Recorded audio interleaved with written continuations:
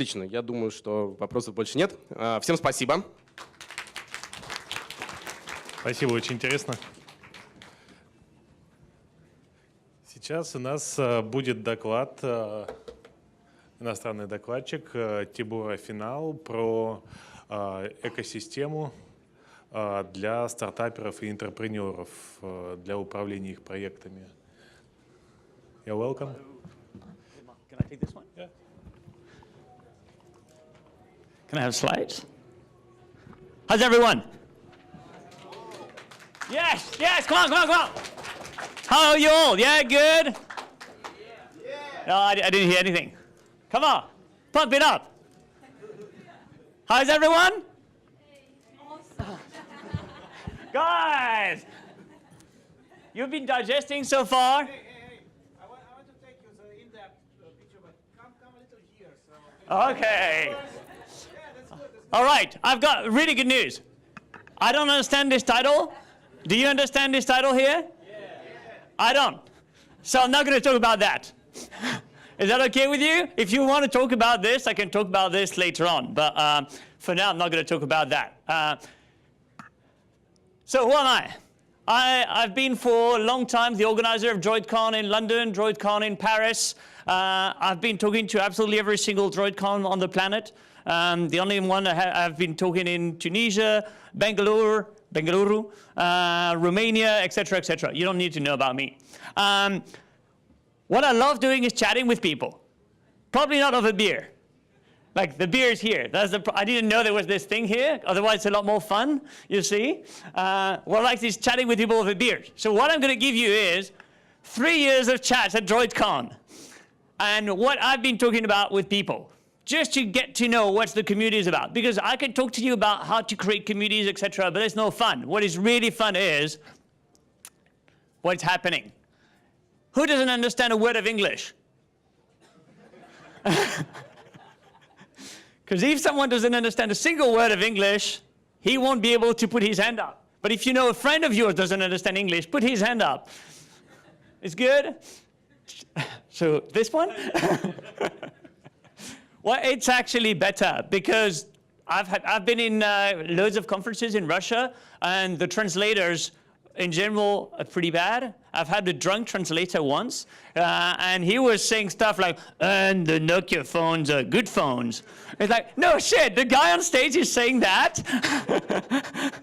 We need to fire this guy. Anyways, right, I'm French, so France hasn't invented anything in technology. This is the only thing we've invented. We tried to create the internet in 1985, and we failed.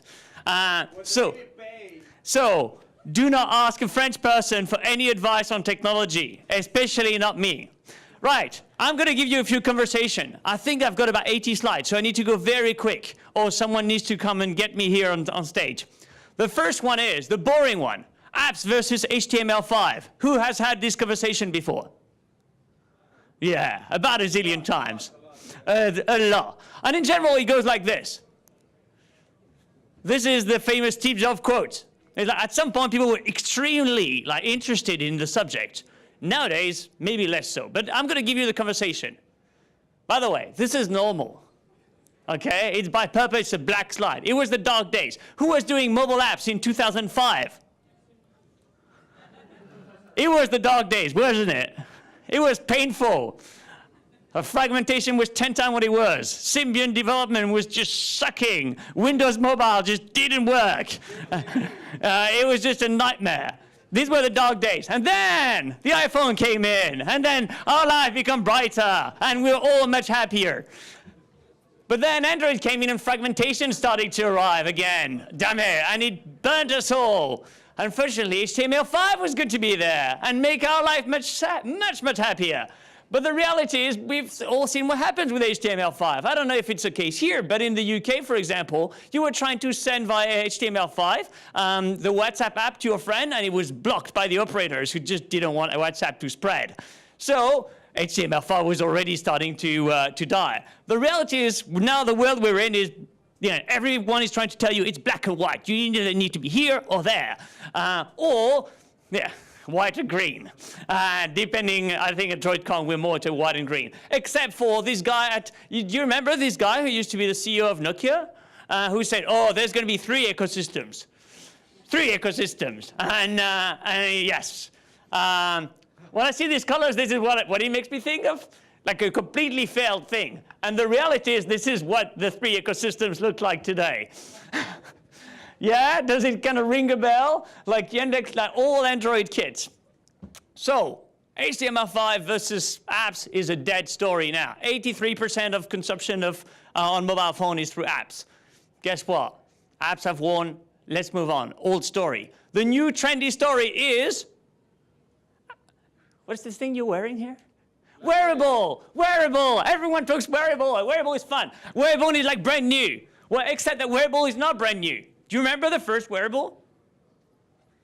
My shoes. Your shoes? What was yours? Your smartwatch? Well, no. This was the very first wearable.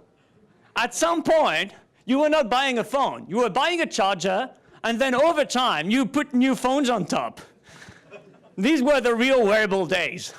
And then this one was fantastic. Like all these guys who make phones and make hardware were making money building chargers and then charging you shitloads of money for this kind of accessory stuff and then selling you phone on top. The problem is this came in, the micro USB, and now like people had to find new ways to make money from hardware because they can't send you a charger anymore. So what do? They do all sorts of stuff, like they do big screens. So this is like the big screen thing. This is a China only, but 2012, you see, like everyone was doing small screens, and now everyone's doing big screen. And in 2 years, you create a new market with big screen, and in 2 years, we'll die. This is what hardware is all about, especially in the electronics world. So, whenever people show me big screen, for example, I say, no, big screen it can't be too big. It's not because of your hand, it's because of your handbag. You can't put like this big thing, like Louis Vuitton doesn't build nice things. This is for Galaxy Note, by the way. They don't build that for any bigger. So you're fucked. So what do you do with wearable if you're a hardware manufacturer? Well, what you do is you build one of these armbands. By the way, this is not a Ukrainian flag. If you see the police coming, I'm not doing any political statement here. And I'm not saying that Ukraine is fucked at all. The reality is, this is going to die. Everyone's trying to do wearable, and they're starting to say, hey, I'm going to sell you this nice phone if you buy my wearable with it, and I can maintain my prices high. The reality is, the reason being that there's 2 people who are going after them. And it's Android Wear, and this is the passbook. I don't know if you know on iPhone. What they want to do is they want to make sure that the money from wearable is actually very low. You can buy any kind of cheap stuff from China, and then no differentiation whatsoever. Wearable are dead. Dan is going to kill me afterwards. If I knew he was going to say that, I would have not authorized him to go on stage. Too late. I said it. Okay, conversation number 3. My dev team. Who's a developer here? Who's an Android developer? So, good news for you guys. You are the most expensive people on the planet. I can prove it. Look, this is valuation of money divided by number of employees. Valuation of company when they were bought divided by number of employees. Instagram set a record. And then WhatsApp set a new record. Mobile developers are the most expensive people on the planet because VCs, etc., buy developers. Look at that. Lucky you.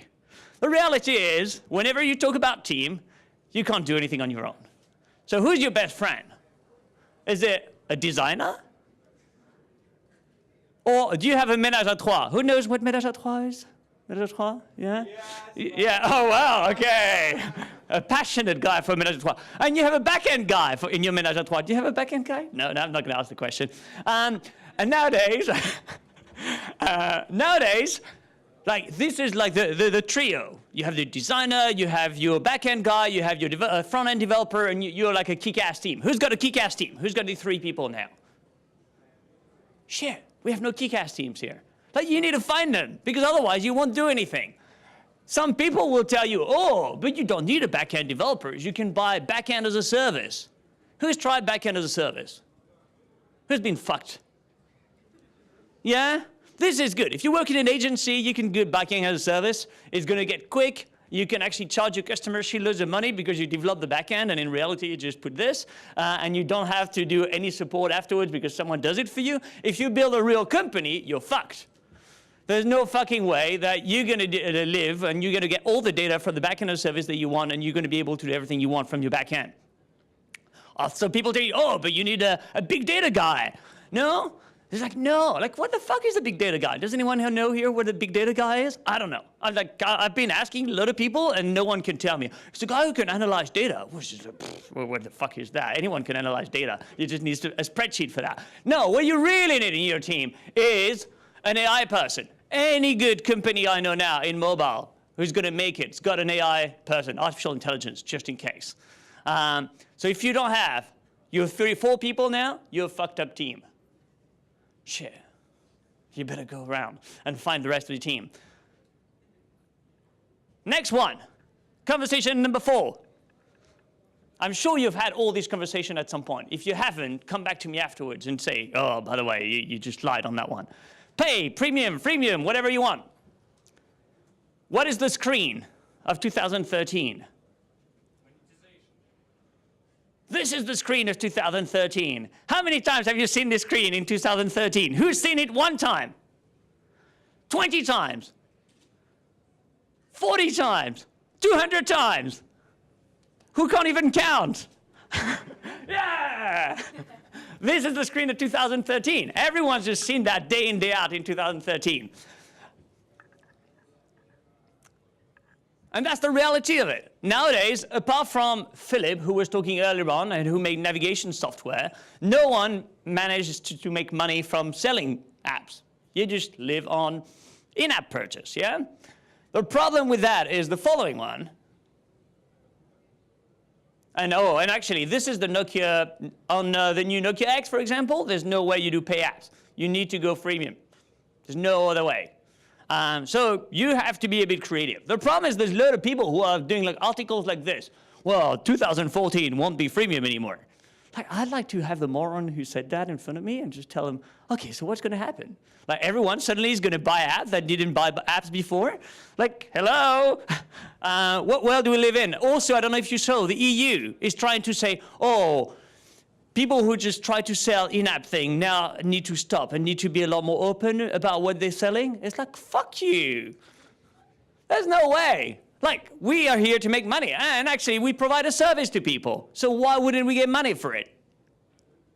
So the basics are, so UK supposedly is the #1 country selling virtual goods. So I'm supposedly a good person because I live in London to actually tell you about virtual goods. The first thing you need to know is like, you need to get the people to pay once. So you need to like have the no-brainer. The no-brainer is the double your coins kind of thing. This one is the no-brainer. Everyone, if the moment you get a person to buy once, they buy more. So you need to sell them the first thing cheap enough, and like that seems to be good enough that they're gonna just buy the first thing. And then you can go and sell them all sorts of shit. This is worth £500. 500 euros. I don't know how much that translates in rubles, but it's shitloads of money. This is the, where is it? Like the super teddy bear gun or whatever it is. 500 euros. Yeah? On some games in China, there are people who are spending hundreds and thousands of dollars. $100,000. Do you realize what that is in one game? And I'm not talking gambling. Gambling is even worse, even better. Like gambling, you have people just. Anyways, so people tell me, okay, but in-app purchase is good for gaming. Outside of gaming, it really sucks. It's like not true. All you need to do is find people who want to pay and find a gap in the market where the price that you're going to propose is cheap enough that people are going to be willing to barge in and put the money in. First example, gym. Who goes to the gym here? Oh, wow, really sporty crowd. How much do you pay to go to the gym? A lot of money. Okay, there you go. Do you have a personal trainer? Even more money. You have to motivate yourself, yeah? But sometimes you feel like, oh, I'd like a personal trainer. Personal trainers cost so much. So what do? Well, you get the story running. Have you heard of story running? Story running is when you have a story going on in your head or in your headset, I should say, in your head, I don't know what's happening, that actually motivates you to run, where you're the hero. I don't know if you heard of zombie run, where you actually, the goal is to actually run against zombies and to avoid the zombies in town and just to get you motivated. And this sells like hot shit, really hot shit. The second one is this one. Like, we have basic needs. We all need to sleep. And there are people who are too stressed to sleep. Sell them a sleeping pill. Digital sleeping pills work like crazy. You know, like this thing, like you don't believe me. $5.99 for a sleeping pill. That's good. So, what you need to do is like think of basic needs that people have and try to find a digital way to provide them these needs. I mean, games are entertainment, but there's so many other things. Like you could, you know, you can make me want to slim down. You can motivate me. You can just make me sleep. And this is amazing. Like, I know people who work in yoga apps, and they tell me yoga apps are amazing. Like, people buy £5 or $5 for a yoga app, when the reality is, if I said they can buy the same thing in iTunes for like 50p. And the reality is, it's the same thing. I'm selling them the same thing, but one, they're willing to pay 10 times more. Hey, that's good.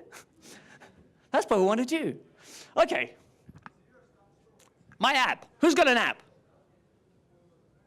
Oh, pretty good. How many times have you been asked about your app? And how much time do you spend talking about your app? And how many times do you have people coming in front of you saying, oh, but this app will never work. And, oh, this is not an app. This is just a feature. See? These poor guys at Dropbox, like they built a feature and no one thought they would work, and see where they are now. The reality is like super hard, because nowadays you can't build these things anymore. Like no one wants to buy puzzles. They're just way too complex and they break all the time. And this is the new rule. The new rule is the more shit you put in your product, the more likely it is to fail. So people start to build like very thin, small things that people will actually buy and motivate, and it will actually won't fail. But the problem with that is that in front of them, they got people who started building very small stuff like Google, and then over time they put in more shit. You know what that is? The number of, the size of the front page in Google. At some point, Google was just like measuring the size of their front page like crazy.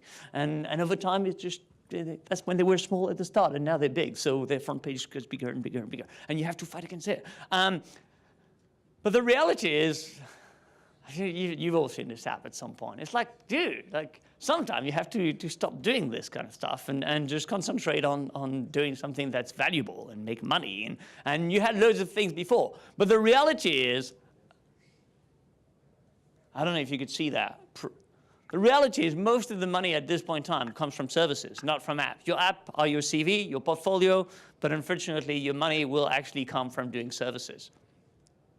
It takes real balls to do an app that will actually be turned into a company, and it takes all the people that I mentioned earlier on. I have 6 minutes and 40 slides left. That's okay. We're fine. I can go very fast. Cool. The mobile phone market.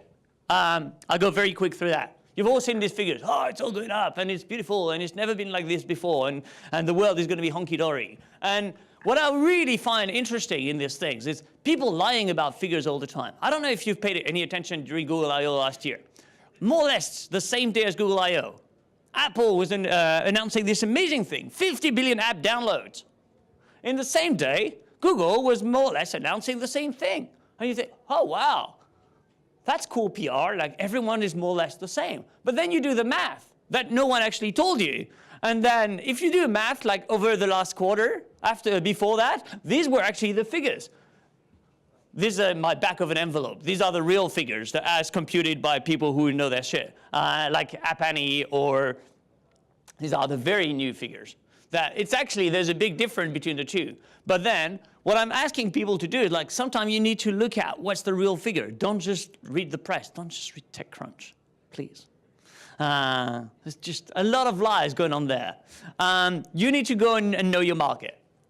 The bit that's amazing about people, so nowadays no one talks about smartphone, etc. anymore. Everyone talks about emerging countries and how big they're going to be and how everyone starts using data and how crazy it's going to be. But then, in general, people say, oh, the problem is the emerging countries, they have no money and they copy everything. This is just a totally wrong view. And I'm going to tell you what. what are you spending your money on? When you have a bit of money aside, you go and buy luxury items. Yeah? I don't know what your luxury items are for you, whether it's go for a nice restaurant, get a good vodka, buy like a new car, depending on how rich you are. And these people, most of them, they actually go and buy data, or they go and buy a new app, or they go and buy this thing. These are luxury items for them. The beauty of luxury items is there's no correlation between the price and the cost. It's luxury. So this is actually the biggest opportunity right now in the world, because these are people who are actually willing to spend money, because this is like advertising, like fun for them, okay? I know I have 3 minutes left. It's going to be exhausting. I'm not sure I'm going to make it. If I faint on stage, come and help me. Exits. Who's got a startup and they want to exit, and you want to sell your company soon and be super rich? I forget it. There's one guy. Congratulations. Good luck to you. Here are my advices to you. Who knows Logo Quiz? Yeah, everyone knows Logo Quiz. I show you a logo and you tell me the brand that's behind it, okay? This one is going to be more complex. I show you a logo and you tell me who purchased them. Okay, you all get the game. So, for example, Pulse, LinkedIn. Okay, you guys, you need to be more reactive. There's like 3 minutes left, and this guy's going to kill me if I don't finish in 3 minutes. And there's like 20 brands like this, so I need you to be very quick. Okay. Yahoo! Well, yeah! Now we're getting there. Good. Good. No! Wrong. This is Apple. And they got shitloads of money before from BMW. Do you know what this is? Public transport, navigation. And they got a huge amount of money from BMW, because BMW just know that cars are dead. So they spend money into public transport. Moving on. Intel. It's a really cool gaming HTML5 framework. These guys didn't manage to finish their product. They were acquired before they had a product. Now, this is for you over there. No, that's what you want to do. They were acquired by Disney. And the reason I'm mentioning that, oh, this is really bad quality. Henster, Russian company, actually. Opera, Kavda, Axel Springer, Tesco. The reason I mentioned these last ones is that nowadays, a lot of people who want to exit think about this first one I mentioned, Facebook, Google, Yahoo. No one thinks about the fact that nowadays there's people like Tesco. Do you know Tesco? Tesco is an equivalent of Carrefour or Auchan. And they're buying like crazy. They're buying startups like crazy because they know that their business is dead if they don't do more technology stuff. So if you're thinking about exits, think widely about the kind of people that might want to buy you. It's just a conversation between you and I, so the rest we don't really care, you know? Okay, this guy's telling me next door that I'm finished, and it's almost done. Because now, the real conversation, and the one that you really want to have, is about you. Yeah? About how good you are. About what you do. How you're going to make it happen. Who wants to make it big in some ways or another? What about the rest of you? What do you want to do? I was like, oh, well, you know, I just keep on going. Life is okay. I love Moscow. No pollution whatsoever. I love traffic jam. You know what? Traffic jam is like is my kick. Who loves traffic jams? Yeah! Okay, so this is the last slide. And it's just to say, well, rather than talk about like this big industry stuff, why don't you talk about yourselves, guys? What you can do, how you can help one another, how you can build these great teams I just mentioned earlier on. This is what I'll leave you on. If, by the way, if you're interested in finding out how I do all the ones before, etc., you can come and talk to me later on. Thank you.